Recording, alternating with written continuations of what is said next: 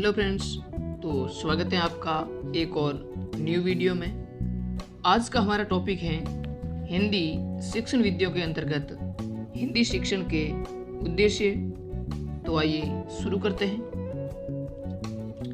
हिंदी शिक्षण के सामान्य उद्देश्यों की चर्चा करते समय इसके मातृभाषा रूप का ही वहाँ पर विशेष ध्यान रखा जा रहा है। मातृभाषा के रूप में हिंदी शिक्षण के उद्देश्य निम्नलिखित हैं। हिंदी शिक्षण के उद्देश्य कौन कौन से हैं? एक, शुद्ध, सरल, स्पष्ट एवं प्रभावशाली भाषा में छात्र अपने भावों, विचारों एवं अनुभूतियों की अभिव्यक्ति कर सके। क्या क्या कर सकेंगे हिंदी शिक्षण के उद्देश्य के अंतर्गत? जो भाषा है वो क्या है? शुद्ध बोल सकेंगे, सरल, स्पष्ट। नेक्स्ट 2 नंबर, छात्रों को इस योग्य बनाना कि वे उचित भाव भंगिमा, क्या हाव भाव के साथ वाचन करके काव्य कला एवं अभिनय कला का आनंद प्राप्त कर सके और साथ ही अपने मानसिक सुख दुखात्मक भावनाओं के प्रति संतुष्टि प्राप्त कर सके। नेक्स्ट, ज्ञान प्राप्त करने और मनोरंजन के लिए पढ़ना, लिखना, सिखाना, गद्य पद्य में निहित आनंद और चमत्कार से परिचय प्राप्त कराना, पुस्तकों में निहित ज्ञान का भंडार अवलोकन कराना तथा बालक की स्वयंशीलता के प्रति रुचि उत्पन्न करना मातृभाषा शिक्षण के महत्वपूर्ण उद्देश्य हैं।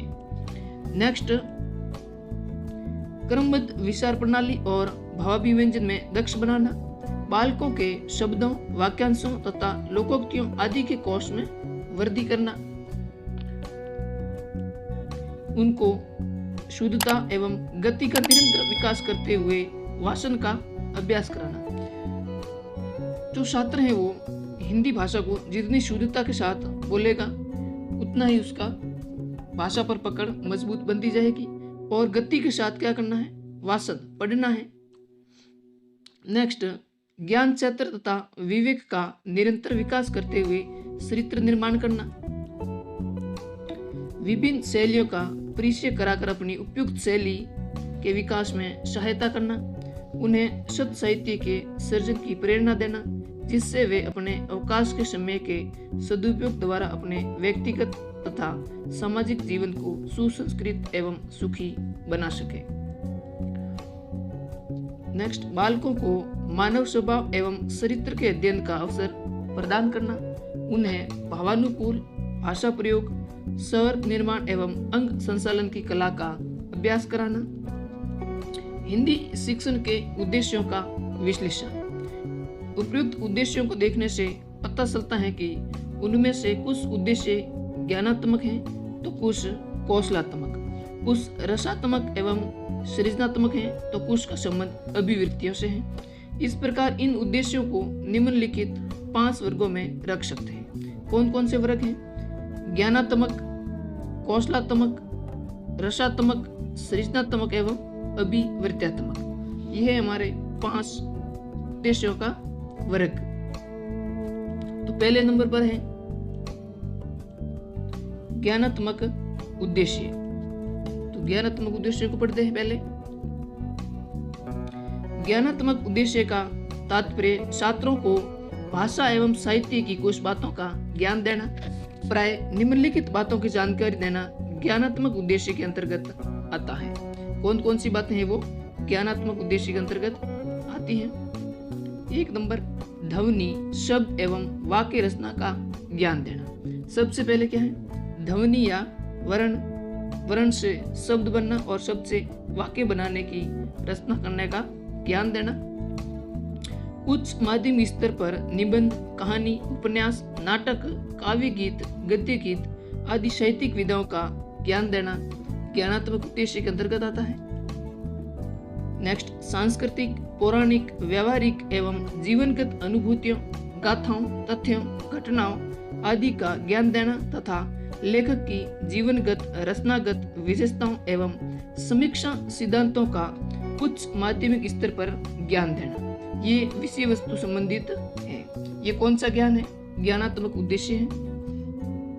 नेक्स्ट है रचना कार्य के मौखिक एवं लिखित रूपों का ज्ञान देना, जिनमें वार्तालाप, सहस्रवासन, अंत्याक्षरी, भाषण, वाद विवाद, संवाद, साक्षात्कार, निबंध, सारांशीकरण, कहानी, आत्मकथा, पत्र, तार आदि सम्मिलित हैं। नेक्स्ट उच्चतर माध्यमिक स्तर पर छात्रों को हिंदी साहित्य के इतिहास की रूपरेखा से भी परिचय कराना चाहिए।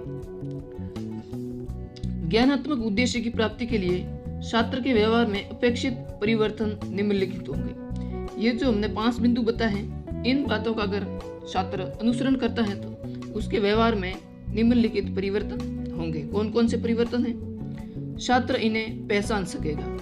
अगर वो शब्द, वर्ण और वाक्य सही ढंग से बनाना सीखता है तो फिर भी वो छात्र इन्हें क्या करेगा, वो गलत वाक्य है, किसी वर्तनी में अशुद्धि है तो वो पहचान सकेगा। वह इनका प्रतिविज्ञान कर सकेगा, यानी कि समझ सकेगा। क्या कर सकेगा? समझ सकेगा। वह इनके अशुद्ध रूपों में त्रुटियां पकड़ सकेगा। वह इनके उदाहरण दे सकेगा। वह इनकी तुलना कर सकेगा। वह इनमें परस्पर अंतर भी कर सकेगा। नेक्स्ट है वह उनका परस्पर संबंध कर सकेगा। वह इनका विश्लेषण कर सकेगा, इनका संश्लेषण भी करेगा और वह इनका वर्गीकरण अलग अलग भी कर सकता है। नेक्स्ट हमारा है कौशलात्मक उद्देश्य। कौन सा है? कौशलात्मक उद्देश्य। इन उद्देश्य का संबंध भाषा के कौशलों से है, जिनमें सुनना, बोलना, पढ़ना व लिखना शामिल है। कौशलात्मक उद्देश्यों के अंतर्गत प्राय निम्नलिखित बातें आती हैं। सुनकर अर्थ ग्रहण करना, शुद्ध एवं स्पष्ट भाषण करना, स्पष्ट पढ़ना, गद्य पद्य पढ़कर अर्थ ग्रहण करना, बोलकर भावाभिव्यक्ति करना। नेक्स्ट लिखकर भावाभिव्यक्ति करना। इनमें से दूसरे, तीसरे, चौथे और 5वें क्रम वाचन, गद्य, पद्य, मौखिक, भाव प्रकाशन, रचना के उद्देश्यों के लिए अपेक्षित योग्यताओं की चर्चा तत्संबंधित है। इसको हम अलग से पढ़ेंगे। सुनने से संबंधित योग्यताओं की चर्चा यहाँ की जा रही है, जिन्हें लक्षण या अपेक्षित परिवर्तन भी कहा जाता है। सुनकर अर्थ करने से अभिप्राय है कि छात्र में निम्नलिखित योग्यता आ जाए। ये जो टॉपिक है ये हम बाद में पढ़ेंगे विस्तार से इनको। धैर्य पूर्वक सुनना, सुनने के लिए शिष्टाचार का पालन करना, मनोयोग पूर्वक सुनना यानी कि मन लगाकर सुनना, ग्रहणशीलता, मन स्थिति बनाए रखना, शब्दों, मुहावरों व उक्तियों का प्रसंगानुकूल अर्थ भाव समझ सकना, स्वराघात, बलाघात व स्वर के उतार चढ़ाव के अनुसार अर्थ ग्रहण करना, श्रुत सामग्री के विषय को जान सकना, विचारों, भावों एवं तथ्यों का परस्पर संबंध समझ सकना, सारांश ग्रहण कर सकना, भाव या विचार को ग्रहण करना। नेक्स्ट है वक्ता के मनोभाव समझ सकना, भावानुभूति कर सकना, अभिव्यक्ति के ढंग को समझना, भावों, विचारों तथा तथ्यों का मूल्यांकन करना, वार्तालाप, वाद विवाद, प्रवचन, भाषण, आदेश, निर्देश, कविता, आकाशवाणी, प्रसारण जैसी सामग्रियों को सुनकर उपयुक्त योग्यता का विकास किया जा सकता है। नेक्स्ट हमारा तीसरा उद्देश्य है रचनात्मक एवं समीक्षात्मक उद्देश्य। इन उद्देश्यों में 2 उद्देश्य आते हैं, साहित्य का रसास्वादन और साहित्य की सामान्य समालोचना। इन उद्देश्यों के संबंध में विस्तार से चर्चा हम काव्य शिक्षण और समालोचना शिक्षण जब पढ़ेंगे उसमें करेंगे। नेक्स्ट हमारा 4 नंबर पर उद्देश्य आता है सृजनात्मक उद्देश्य। सृजनात्मक उद्देश्य का अर्थ है छात्रों को साहित्यिक सृजन की प्रेरणा देना और उन्हें रचना में मौलिकता लाने की योग्यता का विकास करने के लिए प्रेरित करना। इस कार्य के लिए निबंध, कहानी, संवाद, पत्र, उपन्यास एवं कविता को माध्यम बनाया जा सकता है। इसके शिक्षण के समय छात्रों को मौलिकता लाने की प्रेरणा दी जा सकती है। इस उद्देश्य की प्राप्ति के लिए छात्र से जिन योग्यताओं की अपेक्षा की जाती है वे निम्नलिखित हैं। कौन कौन से हैं? वह विषय उसके अंतर्गत भावों एवं विचारों के लिए उपयुक्त साहित्य की विधा का चयन कर सकेगा। वह स्वानुभूत भावों तथा विचारों को अभिव्यक्त कर सकेगा। वह स्वानुभूत भावों तथा विचारों को कल्पना की सहायता से नया रूप दे सकेगा। वह गृहीत वह स्वानुभूत भावों तथा विचारों को अपने ढंग से अभिव्यक्त कर सकेगा। वह विषय तथा प्रसंग के अनुकूल भाषा एवं शैली का उपयोग कर सकेगा। नेक्स्ट हमारा 5 नंबर उद्देश्य है अभिवृत्त्यात्मक उद्देश्य। इस उद्देश्य से तात्पर्य है कि छात्रों में उपयुक्त दृष्टिकोण एवं अभिवृत्तियों का विकास किया जाए। हिंदी शिक्षण के माध्यम से इस संबंध में 2 उद्देश्य की प्राप्ति होनी चाहिए। कौन कौन सी है? भाषा और साहित्य में रुचि उत्पन्न करना और सद्वृत्तियों का विकास करना। भाषा और साहित्य में रुचि लेने के उद्देश्य की प्राप्ति के लिए छात्र में निम्नलिखित योग्यता का विकास आवश्यक है। ये अगर विकास होंगे तो ही वो क्या है, भाषा और साहित्य में रुचि उत्पन्न हो सकेगी उसकी। कौन कौन से हैं? योग्यता का विकास आवश्यक है। पाठ्यक्रम के अतिरिक्त अन्य पुस्तकें पढ़ना, 80 कविताएं कंठस्थ करना, कक्षा और विद्यालय की पत्रिका में योगदान देना, कक्षा व विद्यालय में होने वाले साहित्यिक कार्यक्रमों में भाग लेना, विद्यालय से बाहर होने वाले साहित्यिक कार्यक्रमों में भाग लेना, साहित्यकारों के चित्र एकत्रित करना, साहित्यिक महत्व की पत्रिकाएं एकत्रित करना और उन्हें पढ़ना, महत्व के अनेक चित्र एकत्रित करना, अपना एक पुस्तकालय बनाना, साहित्यिक संस्थाओं का सदस्य बनना, अपने मित्रों तथा संसर्ग में जाने वाले व्यक्तियों में भाषा और साहित्य के प्रति रुचि जागृत करने का प्रयास करना। सद्वृत्तियों का विकास करने का अर्थ है कि छात्रों में आस्था, श्रद्धा, साहित्य प्रेम, देश प्रेम, मानव प्रेम, संवेदनशीलता का विकास करना है। इसके लिए निम्नलिखित योग्यताओं की आवश्यकता है।